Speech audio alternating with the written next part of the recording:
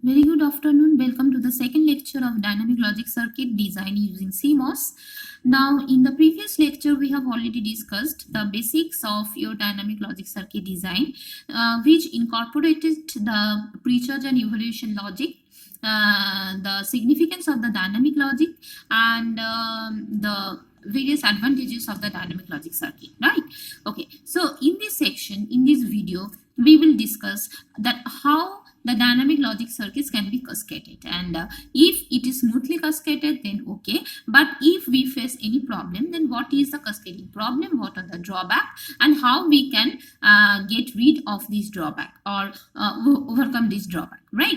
Okay, so this is the total cascading of your dynamic logic circuit, because please see that this is the first part that we have already known, this part that we have already designed in our first video, right? But the same replica I have used over here, and it is connected cascading, right? It is a cascaded connection because the output of the first phase is connected as an input to the second phase. This is the cascading portion of the dynamic gates. Okay, sometimes there is a requirement of cascading the more number of dynamic logic circuit in order to process the number of the inputs and to get the required outputs. But if we can do it smoothly, this is a very big question. And if it is done, then okay. But if it is not done, then what is the drawback and how we can overcome these drawbacks? So this is the problem. And from this section, a very good questions that may come in the semester, that what is the cascading problem of dynamic logic circuits and how we can overcome this problem.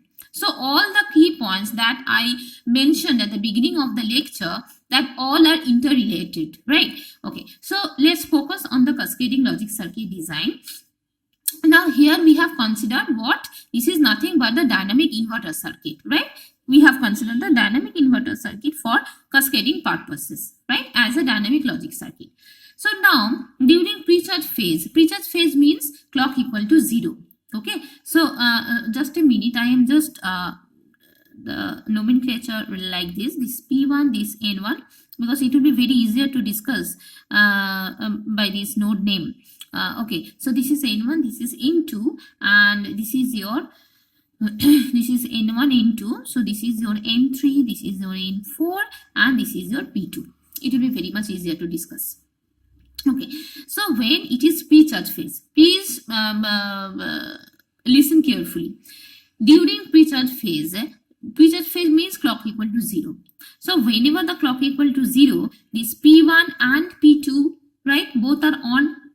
Okay, so what is the output condition? This Y1 and Y2, obviously charged to 1. Clear? Up to this point, no confusion, right? So coming to the evaluation phase. During the evaluation, assuming that the input A, this is the input A. Input A is making 0 to 1 transition. 0 to 1 transition means A equal to 1. Right? So whenever A equal to 1, the output of Y1 starts to discharge, obviously. Whenever A equal to 1, we are evaluation phase. Evaluation phase means clock equal to 1. So A equal to also 1. Right? So what will happen? Pull-up network the off. So what will happen? The output Y1 is already starts to discharge. But output Y2 remain charged because output Y2 is in pre-charged. But there is a finite propagation delay for Y1 to be 0, because Y1 to be 0, it will take time. It will take so much propagation delay to make it 0. So in the mean, while the second output Y2 also starts to discharge. So whenever Y1 goes to 0, in the meantime Y2 also starts to discharge. So charge loss leads to reduce the noise margin as well as the potential malfunctioning of the total network.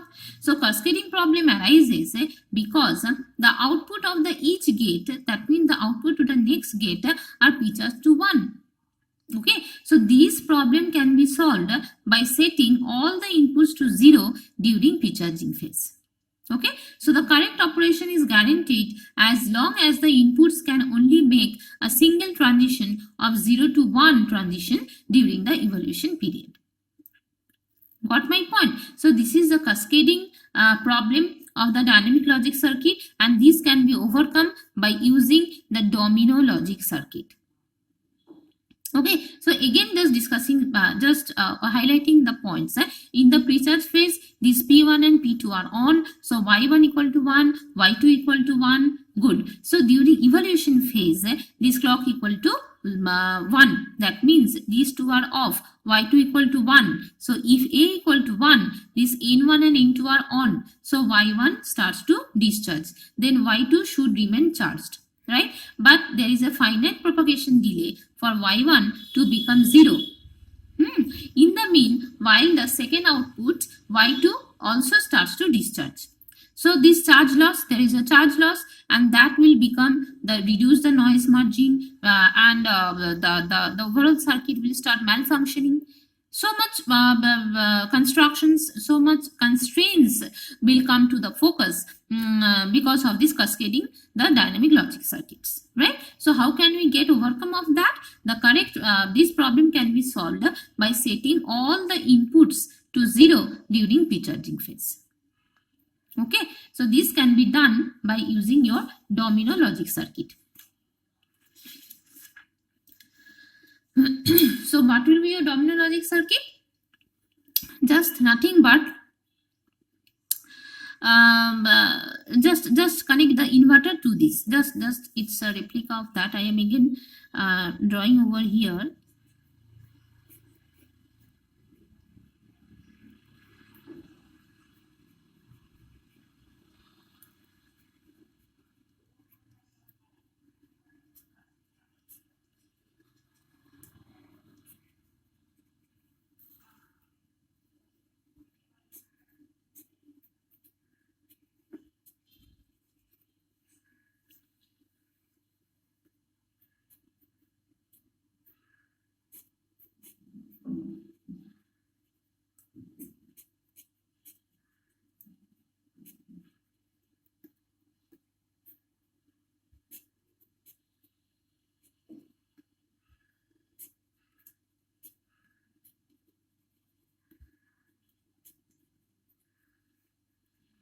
This is Y1 and this is Y2. Got my point? So this cascading problem can be solved by placing a static CMOS inverter, right? By placing a static CMOS inverter between the dynamic gates. Okay, so this dynamic and static, this pair together is called a domino logic. This dynamic and the static inverter circuit together is called the domino logic, right? And this provides the suitable signal to the next gate. Okay, so let's discuss. During pre-charge phase, the output of this dynamic logic circuit gate is 1, right? Y1 equal to 1, but means the before the inverter is 1, right? But the output of the inverter Y1 will be equal to 0, right? And this 0 is given to the next stage of your pull down network, right? So during evaluation phase, the output of the dynamic gate is charged or discharged depending on the input, right? And this affects the second gate output, and this will ripple through the whole chain after the one another. These will affect the second one, these will affect the next stage, and after that these will affect the after that stage. So this will go as a ripple through the whole chain one after another. And similar, the line of falling the dominoes. That's why it is called the domino logic circuit. Okay, got my point? Again, I am saying that whenever pre-charge phase, that means clock equal to 1, this output will be equal to 0 because there is an inverter circuit. So 0 is getting to that. Okay, so the output of the dynamic logic circuit will be charged or discharged depending on the input, nothing else. And this output will be given to the next stage and after that stage, and that will so on. Okay, so since each dynamic gate has a static inverter circuit, and that the non-inverting logic can be implemented. So in this stage, a very high speed can be achieved, right? And this inverter reduces the capacitance of the dynamic output node, right? And the propagation delay, yes, the propagation delay will be very less. So there are so many advantages of this domino logic circuit. Okay, so this is called your domino logic circuit.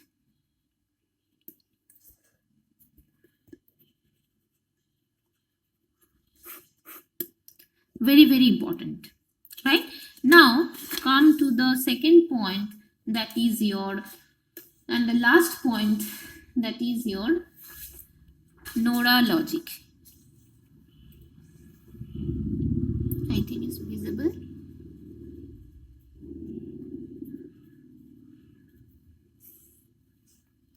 Okay, is a very important, and this is a very good question also in your semester.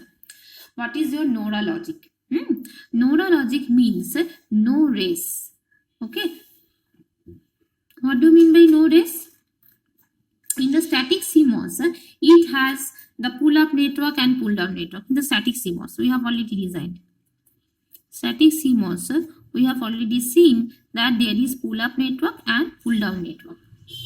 Okay, so it had problems of many transistors. Size is a very big issue, right? In the dynamic logic circuit, we have seen that there is only pull-down network as NMOS. But it had problem of cascading with the network, that we have already seen in our previous section. And here we have reduced the number of PMOS because the size of the PMOS is always greater than the size of the NMOS. So we will prefer to design using NMOS. Okay, by using dynamic logic circuit, we have reduced, by using dynamic logic circuit, we have reduced both size and increase speed and reduce delay also, right? That we have already discussed, reduce delay. Okay, NORA logic means no race condition. No race condition. No race condition means, what do you mean by race condition? That is the cascading problem with the delay at the output of the domino logic. Whenever we are cascading the dynamic logic circuit, there is a delay problem, and that problem is known as your race problem. Okay, so in NORA CMOS logic, we will connect the pull-down network and pull-up network alternatively so that we resolve the clock skew problem. So what is your design? Connect pull-up network and pull-down network alternatively. Okay. Now how it will look like that?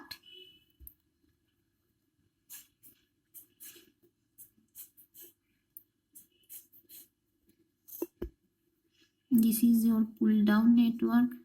This is your pull-up network. This is your pull-down network. Pull-down network means N block.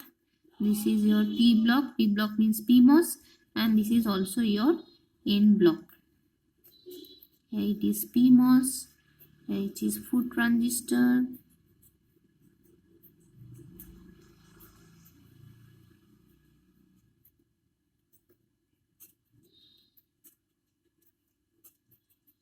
Okay. This is all your PMOS circuit, and this is your VDD. Okay, so this clock is also connected to this clock.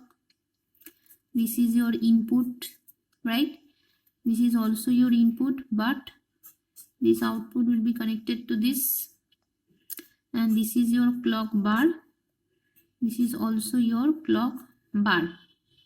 Again, this is clock. This is also clock. This is the input, and this is also given as the input, right? And this is your Y. That means the output. Okay. So at every case, I am connecting the load capacitance. That is, it is CL1, and it is your CL2, and it is your CL3. What is CL? Load capacitance. Obviously, because we are discussing that output is charging or discharging. So charging and discharging can be done by using the capacitance. So that's why I have connected the load capacitance at the output of the each circuit. Okay, so whenever clock equal to 0, obviously the clock bar equal to 1 because there is a alternative clock pulse, alternative block, pull up network and pull down network, and clock pulse is obviously the alternative. So whenever clock equal to 0, clock bar will be equal to 1. Okay, so whenever clock equal to 0, this is the first one, this is the second phase, and this is the third design.